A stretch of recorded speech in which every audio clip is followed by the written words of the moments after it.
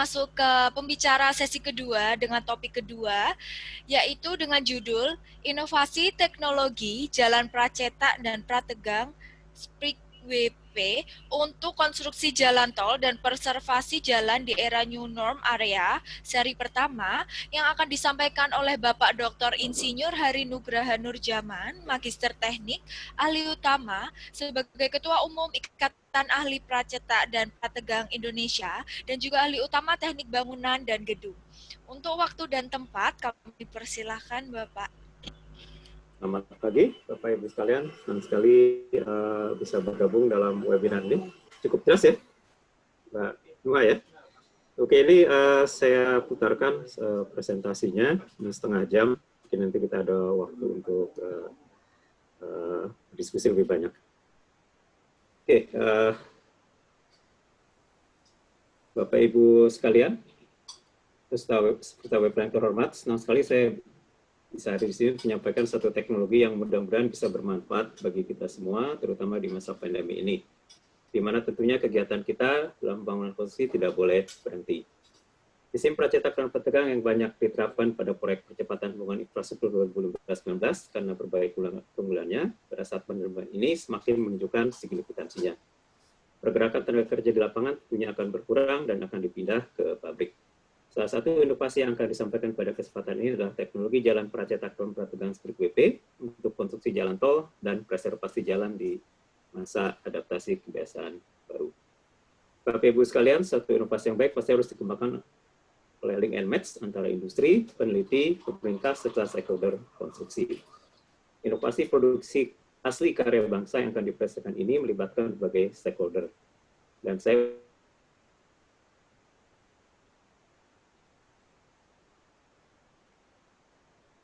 inovasi ini sudah dikembangkan sejak 5 tahun yang lalu dan sudah diterapkan di beberapa lokasi. Sistem mempunyai keunikan yang dikembangkan dari berbagai pengalaman penerapan sistem pracetak prategang pada kondisi tahun sebelumnya. Komponen utama sistem ini adalah satu panel pracetak yang diperkuat dengan pasca tarik dan pelekatan yang lalu disambungkan dengan satu device yang dinamakan dowel activator. Sebagai gambaran, mungkin sebagai kita lihat satu video simulasi penggunaan teknologi pracetak tersebut.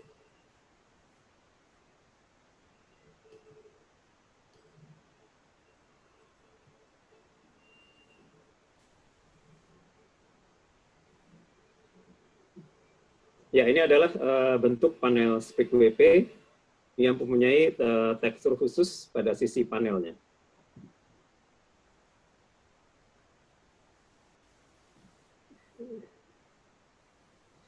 Ini adalah proses penarikan gaya pasca tarik tanpa lekatan.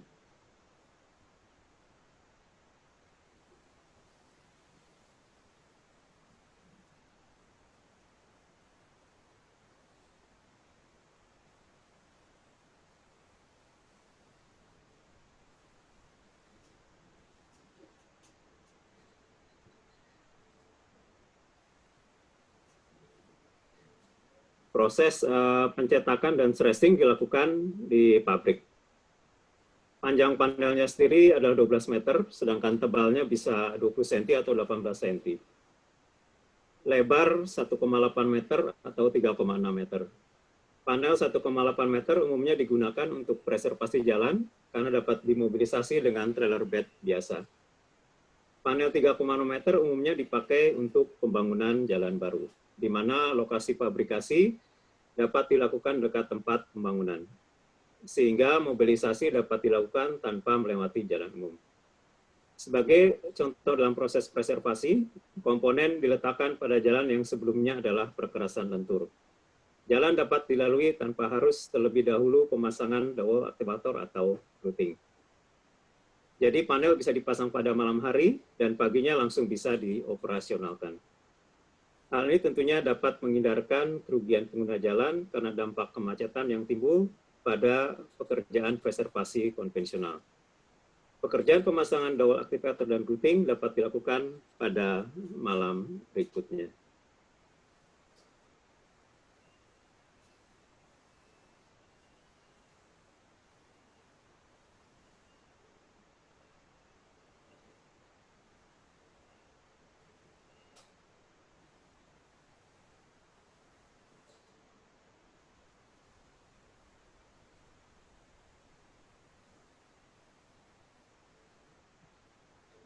Kemudian pada video selanjutnya, ini adalah aplikasi penerapan di Jalan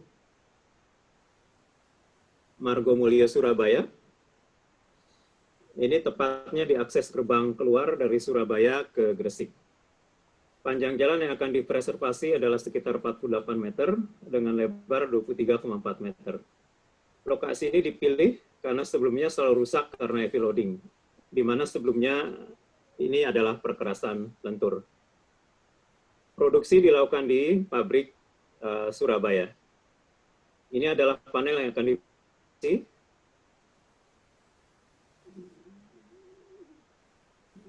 Nah, karena dipasangnya pada malam, maka dari maghrib atau sore hari sudah diangkut ke lokasi.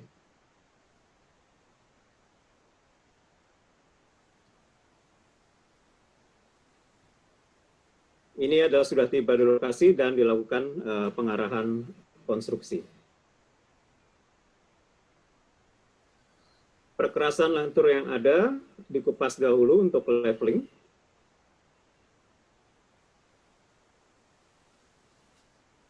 Leveling lalu dilakukan dengan pemasangan seam plate untuk mengatur antara sela antara panel bagian bawah dan permukaan jalan existing.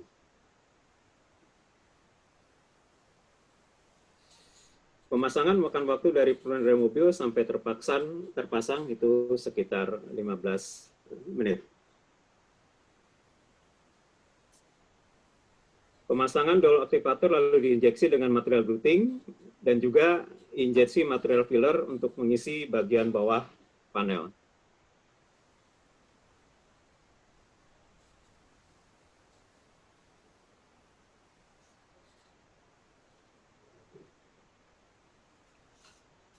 Nah, ini kondisi jalan sebelumnya di mana Bapak Ibu lihat trafik dan jenis kendaraannya. Sebelah kanan itu ada keluar dari tol, kemudian pada malam hari kita mengerjakan sisi yang satu, sedangkan sisi lainnya masih bisa berfungsi.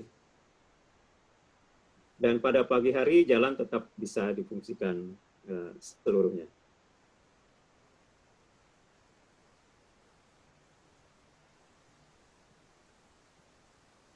Kemudian pada lokasi yang tadi disebutkan itu di Margomulyo bekerjasama dengan Balai Besar PJN 8 di Surabaya. Sistem ini teknologi sudah terdapat patennya dan tentunya akan menambah khasanah hak atas kekayaan intelektual di negara kita. Penerapan sistem pracetak jalan sebenarnya sudah lama diterapkan di Amerika dengan berbagai variasi dan teknologi dan sambungan. Kami pada tahun 2015 melakukan studi banding langsung ke Amerika dan bertemu dengan US Department of Transportation, baik yang di pemerintah federal maupun di salah satu state, yaitu Florida. Kemudian di Indonesia sendiri, salah satu contoh penerapan dulu adalah di Jalan Cakung Cilincing. Teknologi lain yang sudah diterapkan adalah teknologi PPCP diterapkan di Pantura, yang sambungannya menggunakan sistem pasca tarif. Sedangkan pada sistem jalan lurus kita kenal dengan sistem cakar ayam, yaitu jalan tol Sediatmo. Pada rigid konvensional, konvensional yang seharusnya mempunyai umur yang panjang, sering ditemukan kerusakan dini. Kegiatan preservasi secara konvensional sangat mengganggu, sehingga menimbulkan kemacetan dan cukup lama dan merugikan. Kita lihat bongkahan-bongkahan ini tersimpan cukup lama, kemudian setup juga material di lokasi jalan dan kebocoran hingga membutuhkan waktu curing.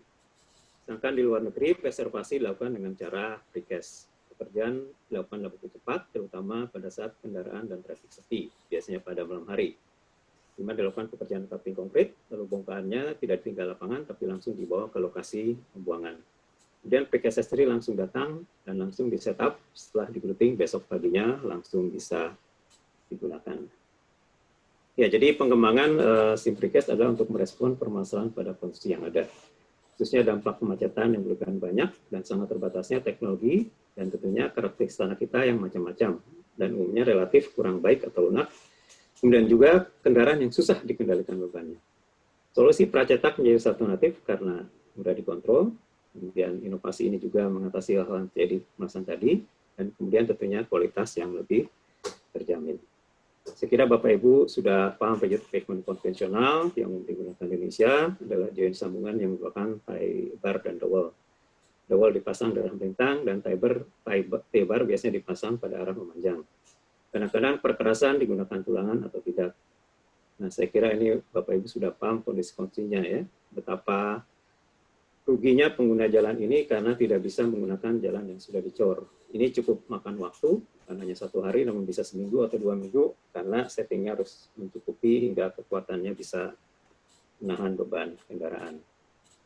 Ya, kemudian kita lihat juga ada berbagai jenis perkerasan kaku. Ini yang CP-CP, ini yang paling umum, disambung tanpa tulangan, ukuran panel maksimum lebar 5-6 meter, disambung dengan tie bar dan dowel. Yang kedua adalah dengan tulangan. Nah, ini tentunya bisa lebih panjang dari nomor 1 karena adanya penggunaan wire mesh untuk mengatasi semua yang dipasang kira-kira sepertiga dari permukaan. Dan kemudian yang ketiga ini, yang jadi dasar penemuan kami adalah sistem perkerasan kaku menerus dengan tulangan sehingga menjadi tidak ada sambungan. Ini adalah bidang-bidang keretakan yang kemungkinan timbul, tapi diatasi oleh tulangan yang ada terpasang pada panel ini. Pada sistem yang kami kembangkan, pada join dibuat komponen khusus yang disebut dowel aktivator sehingga menjadi continuous. Dan yang keempat, juga sudah dikembangkan adalah PPCP yang digunakan di pancip jagaan dan beberapa jalur busway dan pantura. Jadi street wave itu termasuk pada kategori nomor 3.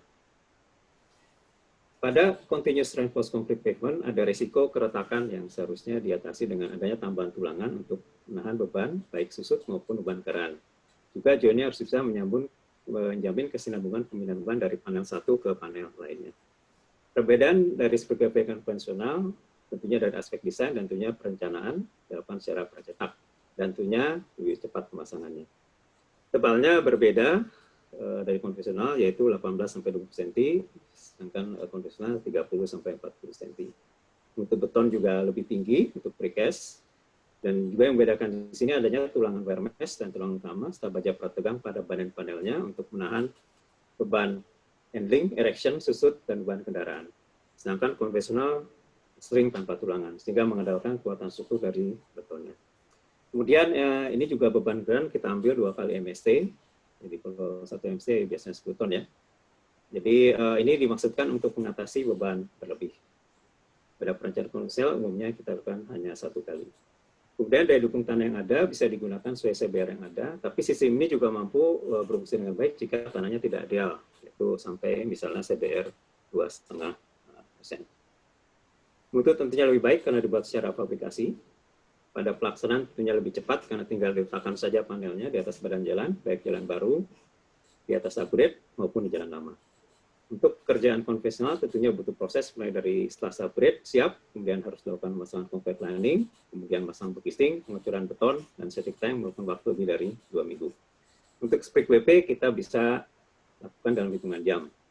Dari segi ekonomis jelas dengan adanya detail dan tulang tambahan untuk fase awal akan lebih umumnya lebih mahal ya. Tapi kalau digunakannya semakin banyak volumenya, biaya ini bisa menurun atau bahkan mungkin sama dengan konvensional.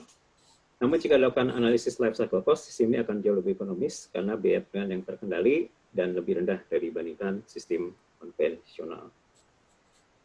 Ya, jadi PR Bapak Ibu sekalian di bidang konstruksi jalan tentunya untuk preservasi jalan nasional dan juga pembangunan jalan-jalan baru. Nah, ini adalah model dari strip WP. Jadi pada intinya strip WP ini tidak di panel dengan ducting pasca tarik tanpa pelekatan, beton lalu dicor, kemudian setelah cukup dilakukan stressing. Kemudian ada juga tulangan diameter 16 sebagai dowel yang kita sebut sebagai dowel activator. Kemudian ada wire mesh di atas dan di bawahnya. Nah, ini apa bedanya antara dowel biasa dan dowel activator? Jadi pada konstruksi konvensional dowel bila ada beban maka dia akan naik turun saja. Jadi permukaan atas akan tetap sama pada sambungan pada saat kendaraan lewat. Pada bagian jalan lain itu akan mengalami deformasi, lentur dan ada rotasi. Nah, kemudian untuk jalan yang menggunakan dowel activator, kita lihat dari panel kiri dan panel kanan, ada activator yang sudah tersetup pada sambungan yang keluar dari rumah dowelnya pada bahan roda, maka sambungan yang berjalan dia akan tetap kondisi rotasi jika menggunakan, sehingga jalan ini bisa menjamin kontinuitas dari pemikulan beban. Ukuran model panel setir ada 2, itu 6. Jadi artinya kalau digunakan 1,8 kemudian dikombin dengan 6, ini bisa dipakai perubahan di lapangan. Ini adalah jenis panel strip WP, ada 3 panel, panel kiri, panel tengah, dan panel kanan. Ini berbeda kiri dan kanan karena memang tidak bisa dipindahkan atau diputar untuk disatukan karena di tengah ada bagian-bagian yang menonjol. Dan kalau kita bedah, kita lihat ada device spiralnya, kemudian ada rumah untuk dowelnya dan lubang dowel. Di sini strand kita menggunakan HDPE. Kemudian ada tulang diameter 16 dipasang dalam spiral. Ada elevator sedemikian rupa yang akan dipasang kemudian di lapangan. Jadi dowelnya akan ditarik masuk ke dalam sehingga posisinya akan terlihat pada gambar ini. Dan kemudian baru di grouting, baik di cor celah antar panel maupun di rumah-rumah dowelnya. Salah satu pertimbangan desain adalah masalah fatigue karena bebannya sering berulang. Kemudian juga ada masalah erosi ya. Jadi kalau Bapak Ibu lihat di sini panel plat yang mulai pelengkungan ke atas dan ke bawah, baik karena temperatur perubahan suhu maupun karena ada beban yang lewat ya. Jadi ini naik turun menimbulkan ada kemungkinan fatigue. Kemudian kondisi erosi juga bisa terjadi karena ada celah sehingga ada air terjebak dalam bagian bawah, tidak keluar dari bagian perkasan berhubungan dengan bahu jalan, terutama di sambungan. Jadi kita lihat di sini ada satu kombinasi kondisi sambungan yang mengalami penurunan dan celahnya, nah ini terisi cairan dan akan terpompa keluar. Ini kita sebut fenomena pumping. Ya. Nah untuk lebar jalur kita ambil 1,8 meter berdasarkan aturan Bina Marga dan kemudian juga perencanaan geometrik mengacu pada peraturan yang ada. Nah pada pembebanan, umumnya beban truk mengacu pada beban rencana MST, jadi muatan standar terbesar. Dan kemudian sebetulnya ada beban aktual yang kita sebut, sering kita dengar namanya beban overload. Ya di sini ada satu contoh beban truk yang harusnya rencananya 16 ton, tapi setelah diukur 21 ton, bahkan kemudian 24 ton rencananya, bahkan 39 kan terberat 42 ton. Ini akibat mereka menambahkan satu ruang yang kadang-kadang memang ini jadi sulit diatasi ya, atas kreasi-kreasi di lapangan. Ya kalau ini dijabarkan, digambarkan, beban sumbu sampai rodanya itu bisa sampai ya.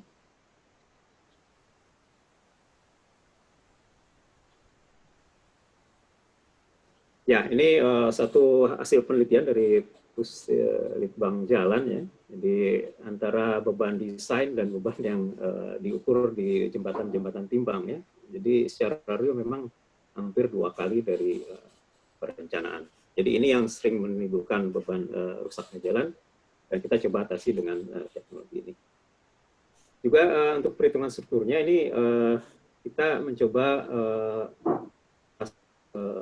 ketidakseragaman mutu tanah ya. Jadi kita coba hitung pakai model, kalau saya bayar 0,6%, kita coba turunkan dasarnya menjadi 2,5% ya. Jadi ini pemodelan spring, di mana springnya didapat dari korelasi yang ada. Nah ini model beban kendaraan diletakkan pada panel 12 meter, lebar 1,8, beban roda ini ada analisa finite element, kami menggunakan finite element untuk menghitung gaya-gaya dalam yang mungkin timbul dan juga deformasinya. Kemudian momen akibat banter faktor tersebut kita gunakan untuk melakukan perencanaan penampang. Selanjutnya untuk konfirmasi perencanaan kami melakukan validasi dengan uji laboratorium, yaitu pengujian terhadap sambungannya sendiri, yaitu dowel activator, pengujian komponen, dan pengujian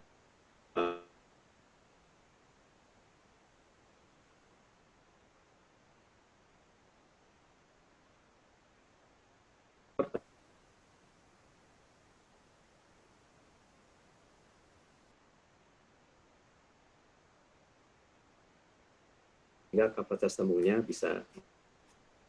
Berikutnya dia ada uji komponen. Uji dilakukan dalam kondisi ekstrim seolah kita menguji kantil dengan beban langsung diletakkan di dekat tumpuan. Ini uji fatigue dilakukan dengan melakukan dynamic check untuk mengkonfirmasi bahwa kurva dinamik berada dalam selubung kurva statik.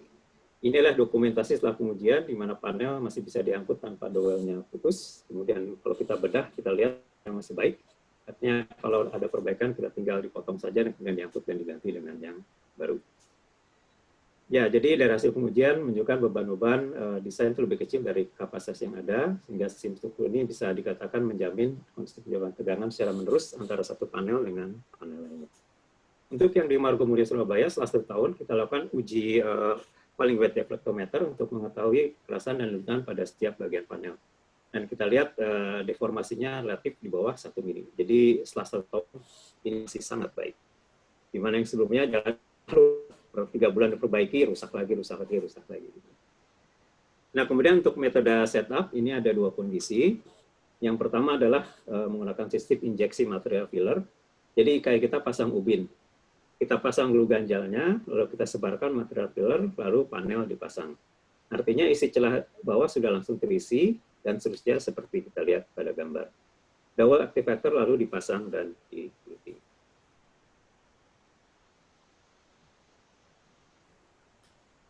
Yang kedua adalah panel langsung dipasang pada subgrade atau jalan lama, dan sebelumnya memasang ganjel atau leveling.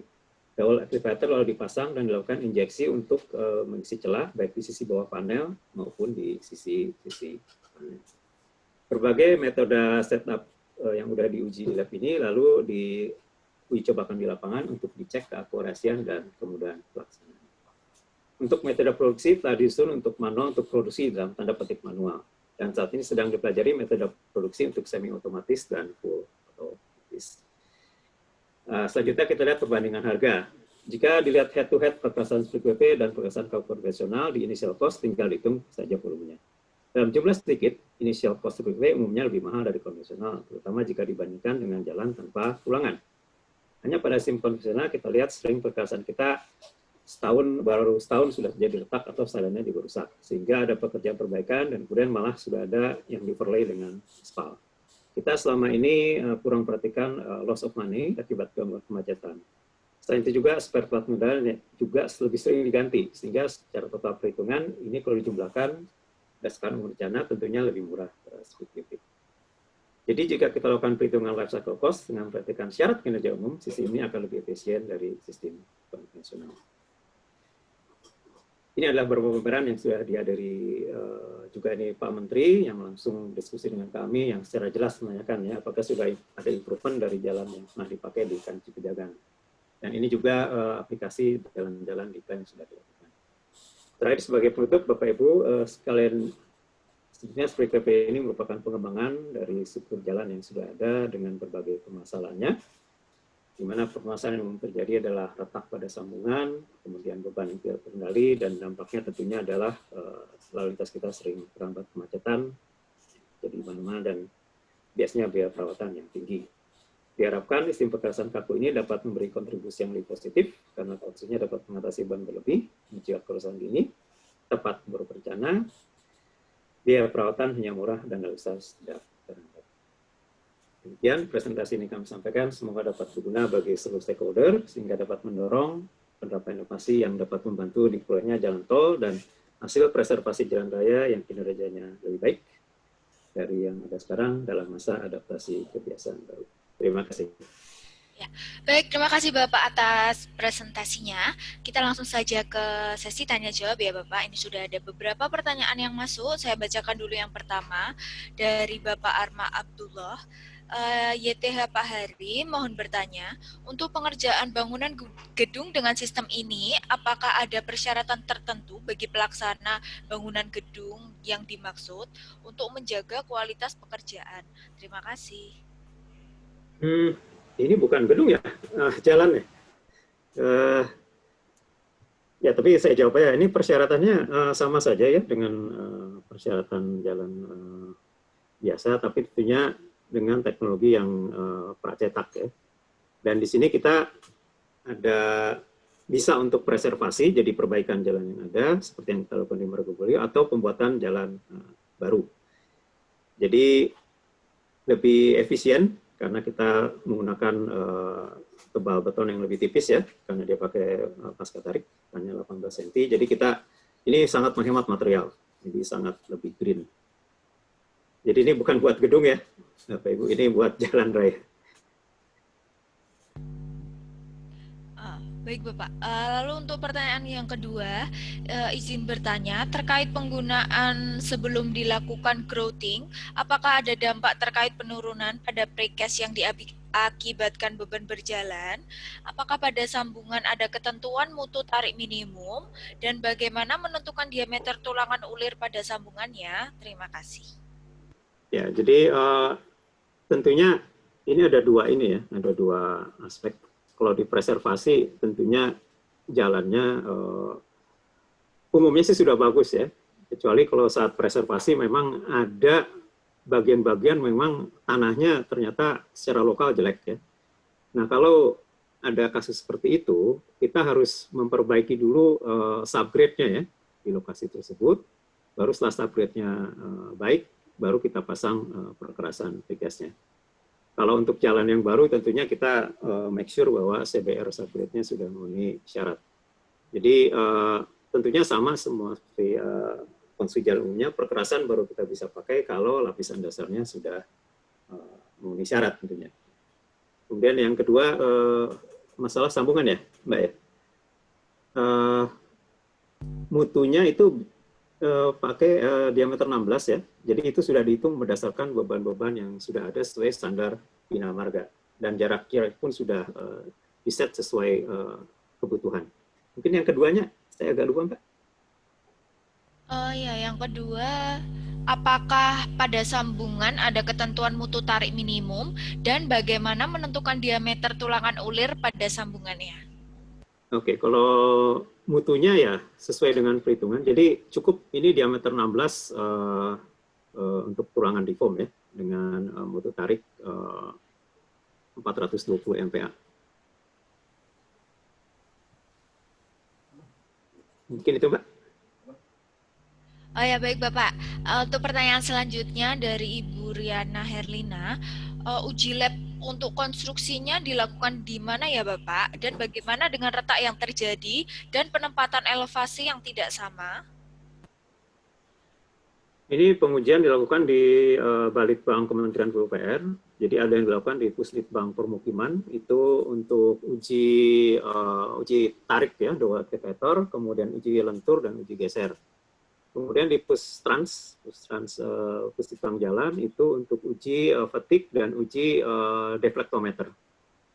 Jadi itu pengujian-pengujian dilakukan di sana, semua di laboratorium Kementerian PUPR.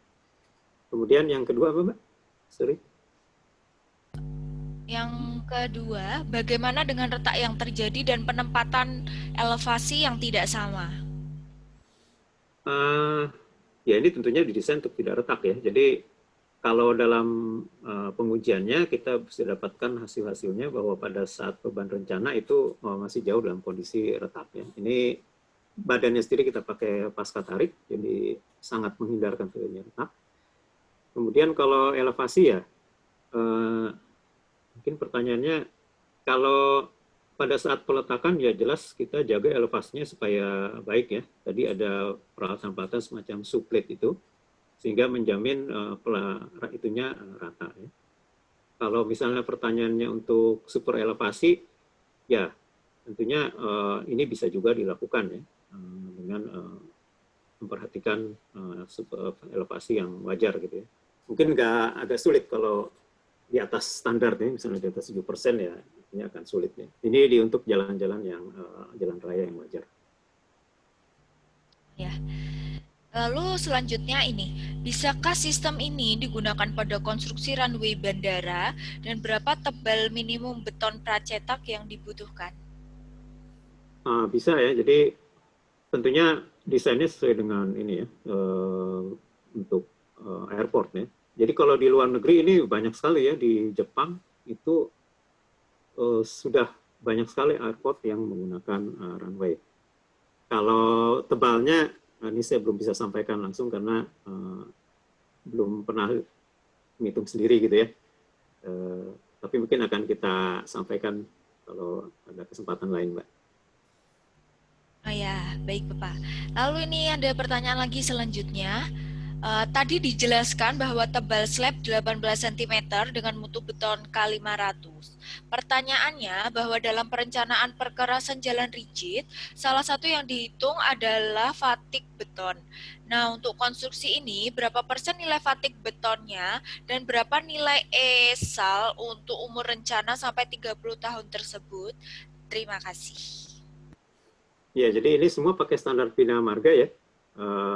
Kalau fatik itu tadi sudah dites di Trans, ya. Mungkin bisa ini lagi dilihat di presentasinya. Jadi uji fatiknya memang ini ya, kita lihat hasil daripada kurva histeresis daripada uji fatik itu masuk dalam kurva dari uji statiknya. Jadi itu memperlihatkan bahwa pada beban rencana, dan itu dilakukan dalam ESAL sesuai Bina Marga. Jadi kita sama sekali nggak merubah ya standar ESAL dari Bina Marga. Itu kondisinya kalau dikenain beban bolak-balik yang sesuai dengan standar Bina Marga itu masih dalam kondisi baik. Nah, ini juga dikonfirmasi dari uji deflektometer yang di lapangan setelah 1 tahun jalan tersebut digunakan, itu defleksinya masih sesuai dengan yang diharapkan. Itu memang sangat membantu untuk ruas itu, karena seperti tadi disampaikan, biasanya tiap kali diperbaiki 3 bulan, rusak lagi gitu ya. Nah ini udah 1 tahun, dia masih berfungsi dengan baik. Ya, baik Bapak, terima kasih. Ini mungkin untuk pertanyaan yang terakhir. Saat ini ada standar untuk analisa perkerasan di Indonesia yaitu MDP 2017 yang biasa digunakan analisa jalan tol dan non-tol. Karena di jalan tol trafiknya tinggi, jadi biasanya tebal rigid yaitu 30 cm dengan umur rencana 40 tahun. Begitupun dengan ASSHTO. Apakah dengan tebal 18 bisa diaplikasikan di tol? Ya, jadi ini ada 18 dan 20 ya. Biasanya kalau untuk jalan tol kita pakai 20 cm ya. Dan ini memang kalau standar usia layak untuk beton itu sekarang kan di Bina Marga jadi 40 tahun ya.